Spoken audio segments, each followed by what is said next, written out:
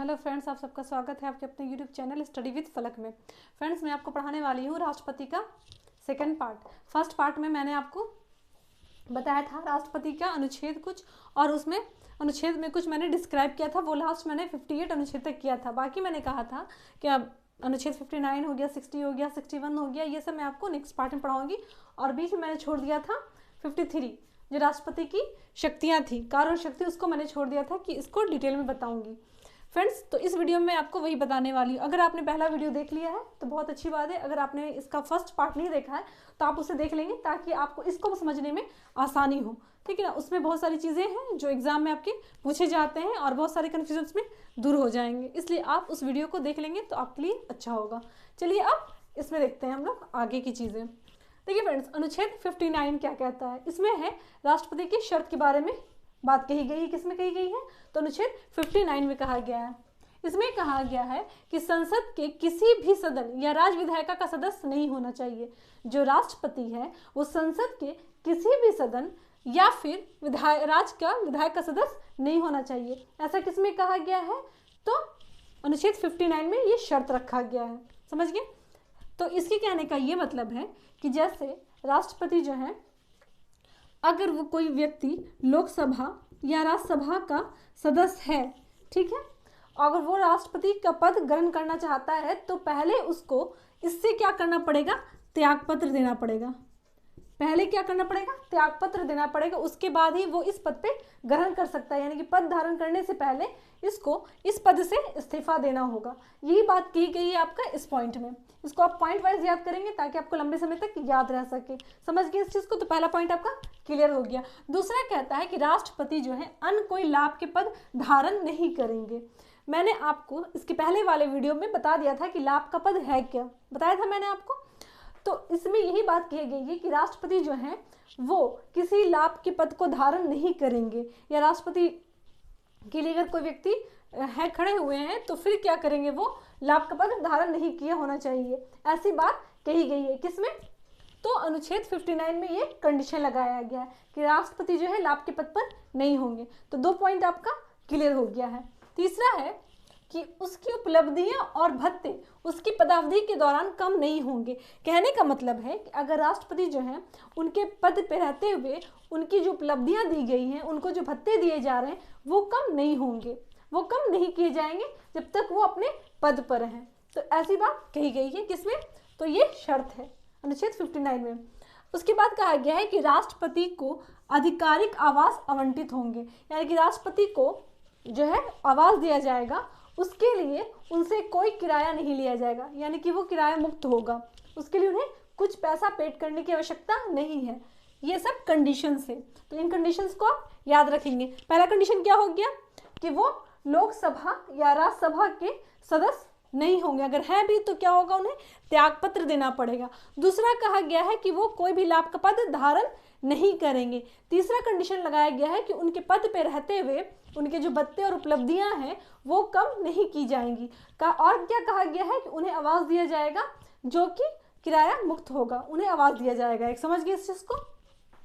तो आपका अनुच्छेद 59 जो है वो क्लियर हो गया। सारा पॉइंट्स आई होप कि आपको याद हो गया होगा। अब चलिए अनुच्छेद 60 देखते हैं कि अनुच्छेद 60 में क्या कहता है। तो शपथ की बात कही गई है। किसकी बात की गई है? तो अनुच्छेद 60 में शपथ की बात कही गई है कि राष्ट्रपति अपने पद ग्रहण करने से पहले शपथ लेंगे। तो उन्हें शपथ कौन दिलाता है? ये क्वेश्चन एग्जाम में बहुत बार पूछा है कि राष्ट्रपति को शपथ कौन दिलाता है? कौन दिलाता है? तो सर्वोच्च न्यायालय के मुख्य न्यायाधीश जो है राष्ट्रपति को शपथ दिलाते हैं। किस अनुच्छेद के तहत? तो अनुच्छेद 60 के तहत। अगर राष्ट्रपति शपथ ग्रहण करने वाले हो और सर्वोच्च न्यायालय के मुख्य न्यायाधीश नहीं हो तो फिर राष्ट्रपति को शपथ कौन दिलाएगा? ठीक है, तो कौन दिलाएगा? तो सर्वोच्च न्यायालय के वरिष्ठ न्यायाधीश जो है वो राष्ट्रपति को शपथ दिलाएंगे। सर्वोच्च न्यायालय के वरिष्ठ न्यायाधीश राष्ट्रपति को शपथ दिलाएंगे। समझ गए इस चीज को? यहां से एक और चीज आप याद रखेंगे, क्वेश्चन एग्जाम में पूछता है कि कोई फॉर एग्जांपल राष्ट्रपति अगर नहीं हो, अपने मतलब कि किसी छुट्टी पे गए हुए हो या फिर वो बीमार हैं, तो किसी वजह से वो किसी कारणवश वो अपना पद ग्रहण नहीं कर पा रहे हैं या फिर वो अपने पद पे नहीं है, तब उनके पोस्ट को कौन संभालेगा? तब उस समय कौन उनकी गद्दी पे बैठेगा? तो कौन? उपराष्ट्रपति, उनके जगह पे उपराष्ट्रपति कार्य करेगा और उपराष्ट्रपति को भी पहले क्या किया जाएगा, शपथ दिलाया जाएगा, उसके बाद ही वो उस पोजीशन पे आएंगे। समझ गए इस चीज को। तो ये क्वेश्चन आपसे पूछता है एग्जाम में कि अगर राष्ट्रपति का पद खाली हो तब उस समय कौन राष्ट्रपति के पद पे रहेंगे, तो कौन रहेगा, उपराष्ट्रपति, और वो मैक्सिमम जो है 6 महीने तक ही रह सकते हैं। समझ गए। और अगर उपराष्ट्रपति भी नहीं हो तब कौन बैठेगा, मान लिया राष्ट्रपति भी नहीं है, उपराष्ट्रपति भी नहीं है, तो फिर कौन, तो फिर सर्वोच्च न्यायालय के मुख्य न्यायाधीश जो है उस पद पे रहेंगे। समझ गए ये चीज। तो ये क्वेश्चंस जो है आपके एग्जाम में पूछे जाते हैं और पूछे गए भी हैं। चलिए अब आगे देखते हैं। शपथ आप समझ गए होंगे। अब आता है महाभियोग। महाभियोग अनुच्छेद 61 में क्या है, महाभियोग कहा गया। देखिए फ्रेंड्स, महा का मतलब होता है बड़ा और वियोग मतलब होता है आरोप, यानी कि बड़ा आरोप। तो राष्ट्रपति पे आरोप लगाया जाए या राष्ट्रपति कोई गलती करे जो संविधान का उल्लंघन करे, तो ऐसा नहीं है कि उनको पद से हटाया नहीं जा सकता है, उनको पद से हटाया जा सकता है। कहने का मतलब है कि कोई व्यक्ति अगर किसी पोस्ट पे है तो ऐसा नहीं है कि वो परमानेंट उस पोस्ट पे फिक्स हो गया है कि अब उसका टाइम खत्म होगा तभी वो हटेगा, ऐसा नहीं है। उसके लिए हटाया जा सकता है, यानी कि राष्ट्रपति को भी हटाया जा सकता है अगर वो गलती करते हैं, कोई क्राइम करते हैं या फिर अपने पद का गलत इस्तेमाल करते हैं, संविधान का उल्लंघन करते हैं, तो फिर इनके पद से हटाया जा सकता है, जिसको कहते हैं महाभियोग, यानी कि इन पर महाभियोग लगाकर इनको हटाया जा सकता है। और क्वेश्चन एग्जाम में आपका पूछता है कि राष्ट्रपति को किस तरह हटाया जाता है, तो आंसर क्या हो जाएगा, महाभियोग लगा करके। क्वेश्चन पूछता है कि किस अनुच्छेद के तहत राष्ट्रपति पर महाभियोग लगाया जाता है, तो अनुच्छेद 61 के तहत। ये 2 क्वेश्चन तो आपका सीधा सीधी एग्जाम में पूछ लेता है, लेकिन एग्जाम में क्वेश्चन को टफ करने के लिए इसका प्रोसेस भी पूछता है कि किस प्रोसेस के थ्रू राष्ट्रपति पर महाभियोग लगाया जाता है, उनको महाभियोग लगा के हटाया जा सकता है। तो इस प्रोसेस को क्या करेंगे, हम समझेंगे ग्राफ के माध्यम से, इसलिए कि ये चीजें थोड़ा सा डिफिकल्ट टाइप की हो जाती है। अगर इसको सिंपल वे में समझना है तो ग्राफ बेस्ट ऑप्शन है आपको समझने के लिए। चलिए तो मैं इसको समझा देती हूँ। देखिए फ्रेंड्स, ये हो गया राष्ट्रपति। अब इनको क्या है, इन्होंने संविधान को उल्लंघन किया, अब इनको हटाने की आवश्यकता है। तो क्या करेंगे, राष्ट्रपति पर महाभियोग लगाने के लिए संसद के किसी भी सदन में बहुमत पारित करके इनको हटाया जा सकता है। इनके मतलब कि दोनों सदन में बहुमत पारित करके इनको हटाया जा सकता है, लेकिन इसकी पहल जो है संसद के किसी भी सदन में लाया जा सकता है, यानी कि पहल किसी भी सदन में किया जा सकता है। दोनों सदन मिलकर ही इनको हटा सकती है, लेकिन पहल जो है वो संसद के किसी भी सदन में किया जा सकता है, चाहे वो लोकसभा हो चाहे वो राज्यसभा हो, दोनों में से किसी में भी पहले जो है बहुमत पारित करके दूसरे सदन में भेजा जा सकता है। ये हो गया प्रोसेस। ऐसा नहीं है कि लोकसभा जो है वो अकेले बहुमत पारित करके और इनको महाभियोग लगा के हटा देगा, या राज्यसभा है जो अपने 2/3 बहुमत ला करके महाभियोग लगा के इनको हटा देगा, ऐसा नहीं। दोनों में बहुमत पारित होना चाहिए, उसके बाद ही इनको महाभियोग लगा के हटाया जा सकता है। हाँ, ये जरूर है कि दोनों में से किसी भी एक सदन में पहले लाया जा सकता है। तो इसी को समझते हैं। देखिए फ्रेंड्स,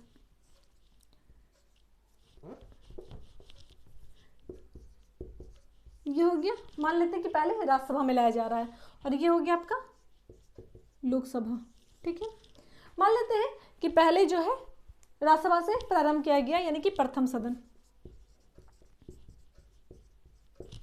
ये हो गया दूसरा सदन।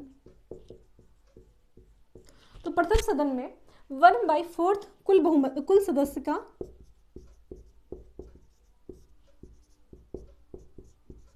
1/4 यानी कि 25%, 1/4 सदस्य जो है लिखित देंगे कि इन पर महाभियोग लगाना चाहिए। उसके बाद कुल सदस्य का 2/3 बहुमत पारित करके कुल सदस्य का, याद रखेंगे, कुल सदस्य का 2/3 बहुमत पारित करके लोकसभा में भेजा जाएगा।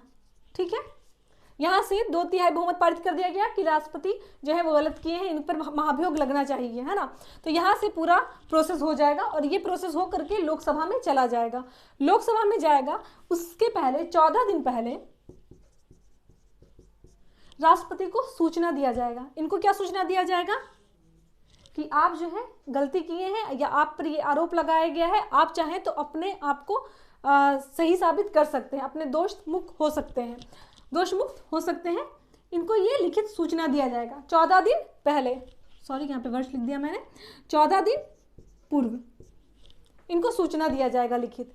ठीक है, अब ये राष्ट्रपति क्या करेंगे, या तो ये खुद आएंगे लोकसभा के पास, यानी कि दूसरे सदन के पास, ठीक है, और ये बोलेंगे कि नहीं अपना जो है बेगुनाह, अपने आप को बेगुनाह साबित करेंगे, या फिर अपने किसी और को भेज करके ये क्या करेंगे, अपना जो दोष है उसको गलत साबित कर देंगे कि नहीं मेरे पे गलत इल्ज़ाम लगाया गया है। उसके बाद क्या करेगा ये दूसरा सदन, ये जो है एक जांच कमेटी बनाएगा, ठीक है, और यहाँ से जांच बैठक होगी कमेटी में कि मतलब जांच किया जाएगा कि राष्ट्रपति पर जो महाभियोग लगाया जा रहा है, इन पे जो आरोप लगाया जा रहा है वो सही है या गलत है।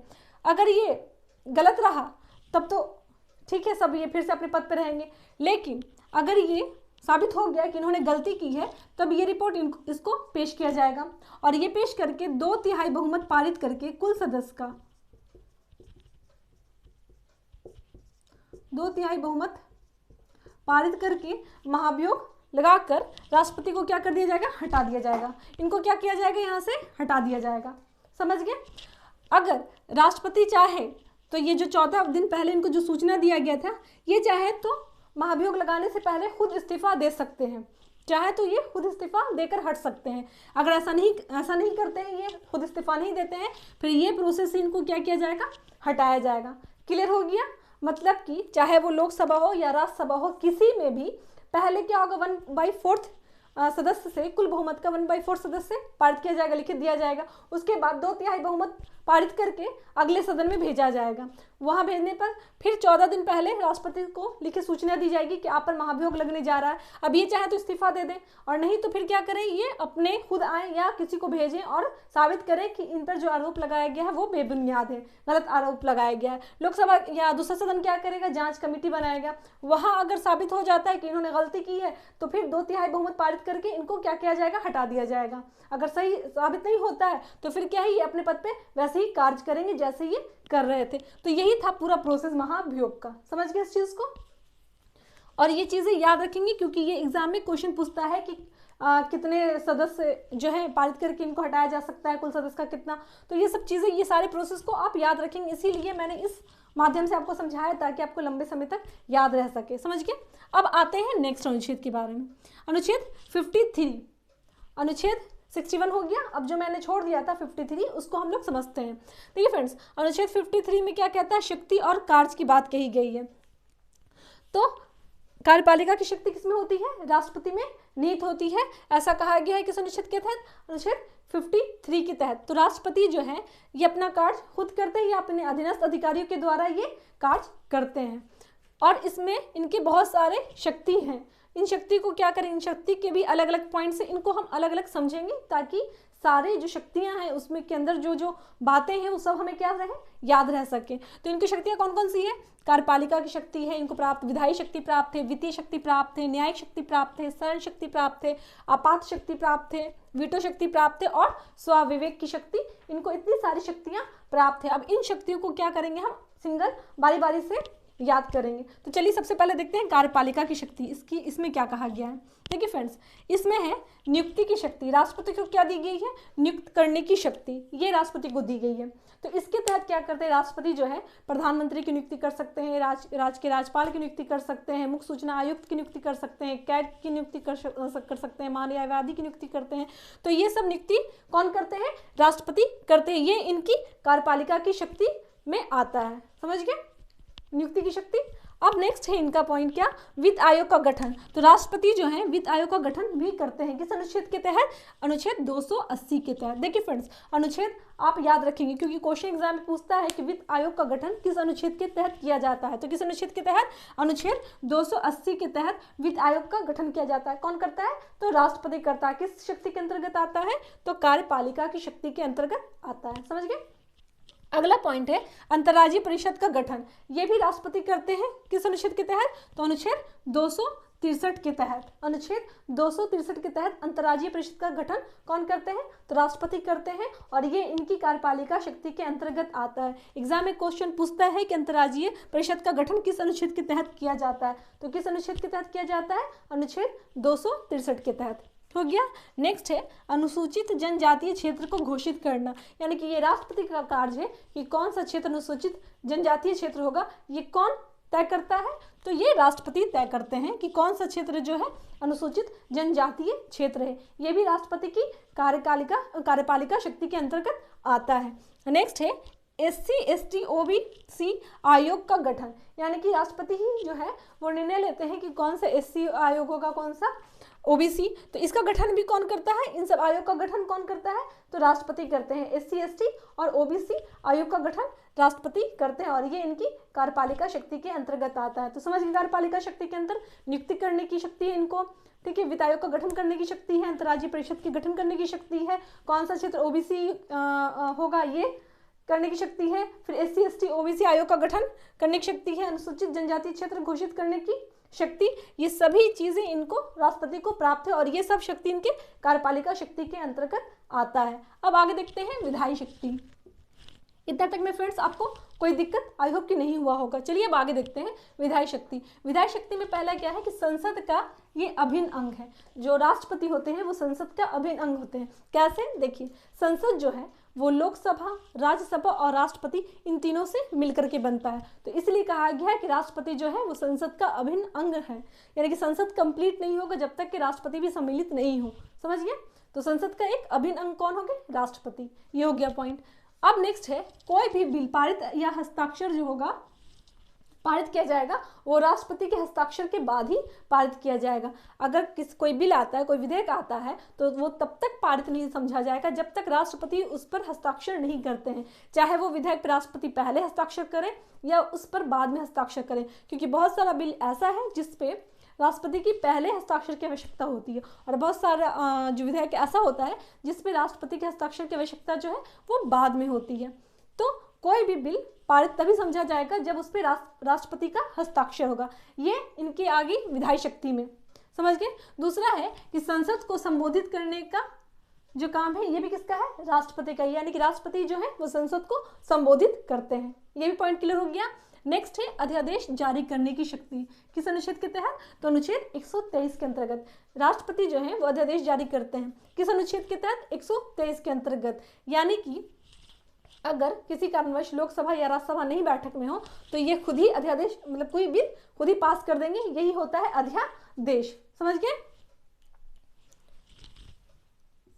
तो अब क्वेश्चन पूछता है एग्जाम में कि अध्यादेश जारी करने की शक्ति जो है किस अनुच्छेद के तहत है? तो अनुच्छेद 123 यानी कि 123 के तहत राष्ट्रपति जो है अध्यादेश जारी करते हैं। समझ गए?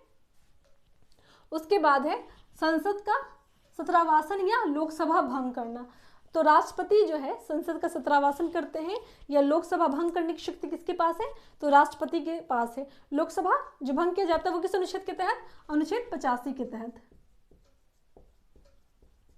इसको आप याद रखेंगे फ्रेंड्स। ये भी पूछता है कि लोकसभा जो भंग की जाती है किस अनुच्छेद के तहत? तो अनुच्छेद 85 के अंतर्गत। देखिए फ्रेंड्स, इसमें बहुत सारे अनुच्छेद हैं जो मैं आपको बता रही हूँ, वो सब एग्जाम में पूछे जाते हैं, इसलिए आप इन अनुच्छेद को याद कर लेंगे। फिर जब मैं अनुच्छेद का अलग से चैप्टर पढ़ाऊंगी तो उसमें भी आपकी चीजें मिलेंगी और क्लियर रहेगा, याद रहेगा, तो आपको बहुत आराम होगा। एग्जाम में भी क्वेश्चन आएगा तो आप आसानी से उसको बना सकते हैं। तो समझ गए? यानी कि संसद का सत्रावासन करने की शक्ति किसके पास है? राष्ट्रपति के पास है। लोकसभा को भंग करने की शक्ति किसके पास है? राष्ट्रपति के पास है। और ये सारी शक्ति जो इसकी जो है वो सब विधायी शक्ति में आती है। समझ गए? अब आगे है वित्तीय शक्ति, कि राष्ट्रपति को वित्तीय शक्ति प्राप्त है। वित्तीय शक्ति में देखिए, धन विधेयक पर राष्ट्रपति की सहमति पूर्व, जैसे मैंने अभी आपसे कहा था कि राष्ट्रपति जो है बहुत सारे विधेयक पे पहले हस्ताक्षर करते हैं, बहुत सारे पे बाद में करते हैं। तो ये हो गया धन विधेयक, जिसमें राष्ट्रपति की हस्ताक्षर की आवश्यकता पहले होती है, पहले करना पड़ता है राष्ट्रपति को हस्ताक्षर। और किस अनुच्छेद के तहत? तो अनुच्छेद 117 के तहत। अनुच्छेद 117 के तहत उसके बाद ही ये लोकसभा में जाएगा। समझ गए? यानी कि धन विधेयक पर राष्ट्रपति की सहमति पहले ली जाती है। किस अनुच्छेद के तहत? तो अनुच्छेद 117 के तहत, और ये इसके वित्तीय शक्ति में आता है। क्वेश्चन एग्जाम में पूछता है कि कोई विधेयक धन विधेयक है या नहीं, इसका निर्णय कौन लेता है? तो कौन लेता है? लोकसभा। लोकसभा लेता है कि कोई विधेयक धन विधेयक है या नहीं। ठीक है, समझ गए इस चीज को? अब नेक्स्ट है कि प्रत्येक वर्ष राष्ट्रपति सरकार को वार्षिक वित्तीय विवरण पेश करने को कहता है। किस अनुच्छेद के तहत? अनुच्छेद 100। तो प्रत्येक वर्ष राष्ट्रपति क्या सरकार को वार्षिक वित्तीय विवरण पेश करने कहते हैं। किस अनुच्छेद के तहत? अनुच्छेद 112 के तहत। यानी कि जिसको आम बोलचाल की भाषा में बजट कहते हैं, जो कि संविधान में इसका उल्लेख नहीं है, तो ये जो है करने को कौन कहते हैं, राष्ट्रपति कहते हैं। समझिए इस चीज़ को। नेक्स्ट है क्या, आकस्मिक निधि, अनुच्छेद 267 के तहत ये जो लाया जाता है, ये जब आपातकाल के टाइम पे इसे लाया जाता है, और ये इस पे जो पूर्णपेन जो काम करते हैं कौन करते हैं, राष्ट्रपति के ही हाथ में ये चीज़ होता है, आकस्मिक निधि। ये किस अनुच्छेद के तहत है, तो अनुच्छेद 267 के तहत। चलिए तो एक बार फिर से हम रिवाइज कर लेते हैं। देखिए फ्रेंड्स, धन विधेयक पर राष्ट्रपति की सहमति पूर्व आवश्यकता पड़ती है, और किस अनुच्छेद के तहत, तो अनुच्छेद 117 के तहत। उसके बाद क्या है कि कोई विधेयक धन विधेयक नहीं, इसका निर्णय कौन लेता है, तो लोकसभा अध्यक्ष लेता है कि किसका कोई विधेयक धन है, विधेयक है या नहीं। समझिए इस चीज को। नेक्स्ट है, प्रत्येक वर्ष राष्ट्रपति सरकार के वार्षिक वित्तीय विवरण पेश करने को कहते हैं, किस अनुच्छेद के तहत, तो अनुच्छेद 112 के तहत। आकस्मिक निधि जो है किस अनुच्छेद के तहत है, तो अनुच्छेद 267 के तहत। समझ गए। अब आता है न्यायिक शक्ति। देखिए फ्रेंड्स, कोई बहुत सारी न्यायिक शक्ति जो है, बहुत सारी तो नहीं बट कुछ शक्ति जो है, न्यायिक शक्ति जो है वो राष्ट्रपति को प्राप्त है, उनके बारे में हम पढ़ेंगे। जैसे कि क्षमादान की शक्ति। एग्जाम में क्वेश्चन पूछता है कि राष्ट्रपति को क्षमादान करने की शक्ति किस अनुच्छेद के तहत है, तो 72 के तहत प्राप्त है राष्ट्रपति को क्षमादान करने की शक्ति। जैसे में राष्ट्रपति जो है किसी भी अपराधी की सजा को कम कर सकते हैं, बढ़ा सकते हैं, उसे माफ कर सकते हैं, तो ये सारा जो है किस अनुच्छेद के तहत है, तो अनुच्छेद 72 के अंतर्गत आता है। समझ गए इस चीज को। नेक्स्ट है सर्वोच्च न्यायालय से परामर्श लेने की शक्ति, किस अनुच्छेद के तहत है, तो अनुच्छेद 143 के तहत जो सर्वोच्च न्यायालय है से परामर्श की शक्ति ले सकता है कौन, तो राष्ट्रपति। किस अनुच्छेद के तहत, तो अनुच्छेद 143 के तहत। ये भी एग्जाम में क्वेश्चन पूछता है कि राष्ट्रपति जो है सर्वोच्च न्यायालय से परामर्श लेता है किस अनुच्छेद के तहत, तो किस अनुच्छेद के तहत, अनुच्छेद 143 के अंतर्गत। समझ गए। नेक्स्ट है कि सर्वोच्च न्यायालय या हाई कोर्ट के जजों की नियुक्ति कौन करता है, तो राष्ट्रपति करता है। यानी कि एससी यानी कि सुप्रीम कोर्ट या हाई कोर्ट के जजों की नियुक्ति कौन करता है, तो राष्ट्रपति करता है, और ये जो इनकी है न्यायिक शक्ति में आती है। समझ गए, न्यायिक शक्ति में ये चीजें आता है। तो ये भी आपका तीनों पॉइंट क्लियर हो गया है।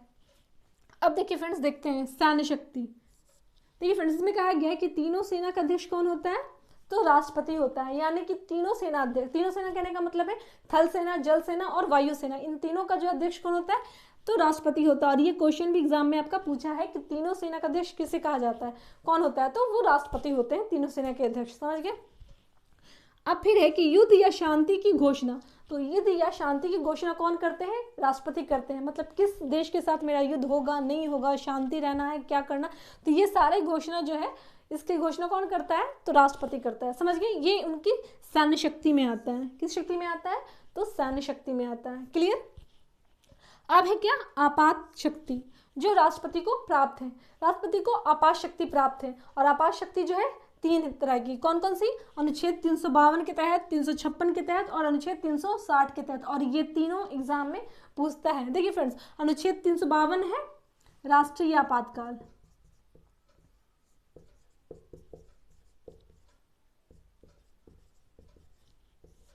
ठीक है। अनुच्छेद 352 के तहत राष्ट्रीय आपातकाल लगाया जाता है, और इसकी घोषणा कौन करता है, राष्ट्रपति करता है। और अनुच्छेद 356 के तहत राष्ट्रपति शासन,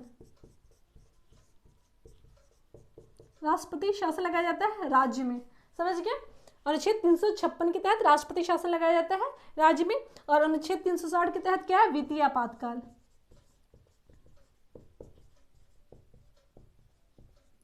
वित्तीय आपातकाल। ठीक है। तो ये तीनों शक्तियां जो है राष्ट्रपति को प्राप्त है। वो अलग बात है कि वो मंत्री परिषद से सलाह लेकर के ये निर्णय लेता है, लेकिन ये लेने का निर्णय किसको हक है, तो राष्ट्रपति को। राष्ट्रीय आपातकाल, राष्ट्रपति शासन और वित्तीय आपातकाल, ये तीनों आपातकाल कौन लगाते हैं, तो राष्ट्रपति लगाते हैं। आपात शक्ति भी इनकी क्लियर हो गई। अब आता है वीटो शक्ति। देखिए फ्रेंड्स, ये वीटो शक्ति जो होता है एक स्पेशल पावर होता है राष्ट्रपति को। किस अनुच्छेद के तहत, अनुच्छेद 111 के तहत, जिसे पॉकेट वीटो के नाम से भी जाना जाता है। किस नाम से जाना जाता है इसे, तो पॉकेट वीटो के नाम से भी जाना जाता है, जो अनुच्छेद 111 के तहत राष्ट्रपति को दिया जाता है। अब इसमें क्या होता है, इसमें यह होता है कि जैसे कि कोई विधायक है, ठीक है, वो राष्ट्रपति के पास आता है, तो राष्ट्रपति की इच्छा पे डिपेंड करता है कि वो उसको स्वीकृति दे। वो चाहे तो इसे स्वीकृति दे सकते हैं या फिर अपने पास सुरक्षित रख सकते हैं, और इसका कोई टाइम फिक्स नहीं कि ये कब वापस करेंगे या नहीं करेंगे, इसका कोई टाइम फिक्स नहीं है। और अगला क्या है एक, वो ये कि वो इसे पुनर्विचार के लिए लौटा सकते हैं, धन विधेयक को छोड़ करके। धन विधेयक को ये पुनर्विचार के लिए नहीं लौटाते, तो धन विधेयक को छोड़ करके बाकी जो विधेयक है उसको क्या कर सकते हैं, ये पुनर्विचार के लिए लौटा सकते हैं। किस अनुच्छेद के तहत? तो ये सब वीटो शक्ति के अंतर्गत अनुच्छेद 111 में आता है, ये इनकी स्पेशल पावर है। समझ गए इस चीज को? उसके बाद क्या है? स्व विवेक की शक्ति। स्व विवेक की शक्ति मतलब इनका काम क्या? स्व मतलब खुद से। जैसे कि अगर कोई नहीं है इनकी सहायता के लिए, तो ये खुद से ही क्या कर सकते हैं? निर्णय ले सकते हैं। अगर कोई इनकी सहायता के लिए नहीं है तो ये खुद से काम कर सकते हैं। तो ये हो गया स्व विवेक की शक्ति। समझ गए इस चीज को? आई होप फ्रेंड्स कि आपका ये सब क्लियर हो गया होगा। अब कुछ पॉइंट्स हैं जो एग्जाम में पूछे जाते हैं, उसको मैं बता देती हूँ। वो राष्ट्रपति से संबंधित है। जैसे राष्ट्रपति का वेतन, तो देखिए फ्रेंड्स, राष्ट्रपति का जो वेतन है अभी चल रहा है वो 5 लाख रुपया मंथली, यानी कि मंथली इनको कितना मिलता है? 5 लाख रुपया। और जब ये हट जाते हैं तो इन्हें पेंशन के रूप में सालाना जो है 9 लाख रुपया मिलता है, यानी कि साल में 9 लाख रुपया मिलता है। और जो इनका वेतन होता है वो कर मुक्त होता है, यानी कि इनको टैक्स देने की जरूरत नहीं पड़ती, ये टैक्स नहीं देते हैं। ये चीज़ें हो गई, समझ गए? और एक चीज़ समझ लीजिए कि इनके निर्वाचन से जो संबंधित मामला है वो सर्वोच्च न्यायालय में जाता है। तो ये सब कुछ क्वेश्चंस थे जो एग्जाम में आपके पूछे जाते हैं, इसलिए मैंने उसको भी बता दिया। बाकी आपके सारे जो पॉइंट्स थे, जितने भी क्वेश्चंस थे, सब इसमें कवर हो गए। यानी कि ये दोनों वीडियो मिला करके आपका राष्ट्रपति जो है वो कंप्लीट हो गया होगा, कहीं से भी कोई डाउट नहीं रहा होगा। अगर फ्रेंड्स आपको मेरा वीडियो अच्छा लगा तो इसे लाइक कीजिएगा, ज़्यादा से ज़्यादा शेयर कीजिएगा, मेरे चैनल को सब्सक्राइब कीजिएगा और बेल आइकन प्रेस कर दीजिएगा, ताकि मेरे आने वाले वीडियोज़ की नोटिफिकेशन जो है वो अब तक पहुँच जाए। मिलते हैं फिर नेक्स्ट वीडियो में। Thank you.